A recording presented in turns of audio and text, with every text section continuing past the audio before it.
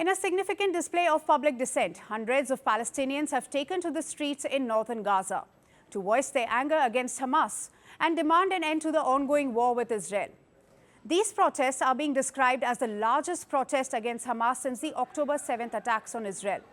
The demonstrations also highlight the growing frustration and desperation within the war-torn Palestinian territory. Videos and photos circulating on social media showed hundreds of people in Beit Lahia chanting anti-Hamas slogans. Now, these demonstrations come a week after the Israeli army resumed its intense bombing campaign in Gaza, following the collapse of a nearly 2-month truce. Reports indicate similar unrest in the Jabalia refugee camp in western Gaza City, where dozens of people were seen burning tires and calling for an end to the conflict. And their chants echoed the dire humanitarian situation in Gaza. Some Gaza residents believe these protests could spread to other parts of the territory, where people are grappling with the devastating consequences of over 17 months of conflict. Now, since Hamas's October 7 attack on Israel, several modest protests demanding an end to the war have occurred sporadically.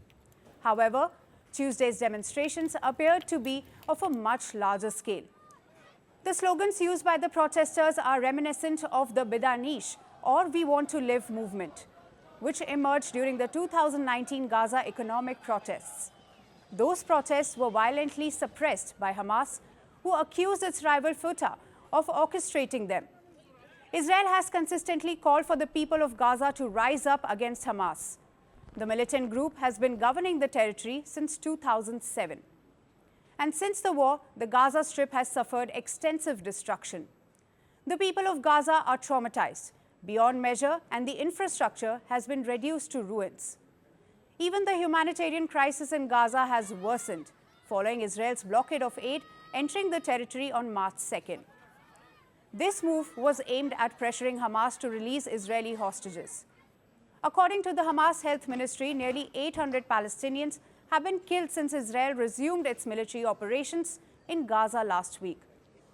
The current conflict was ignited by Hamas's attack on Israel on October 7, 2023, which resulted in the deaths of over 1,200 people, and most of them were civilians. And now, as per media reports, Israel's retaliatory offensive has killed at least 50,000 people in Gaza, the majority of whom are reported to be civilians, including women and children.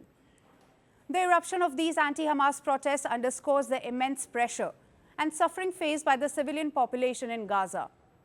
The international community will be closely watching how these demonstrations unfold and how Hamas responds to this growing public dissent. Greeting you with aloha and namaste.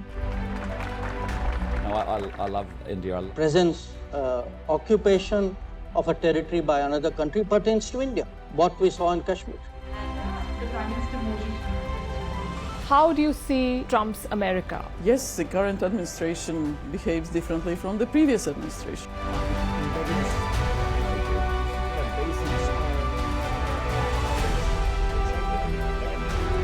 Are you saying that there are foreign powers who are trying to bring down the current government in Syria? Exactly. Bluntly, Iran, maybe Russia too.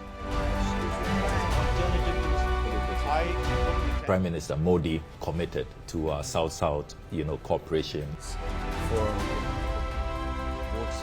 Not over 50%. Is Ukraine prepared to pay the price for that peace? No compromises at the cost of territorial integrity and sovereignty.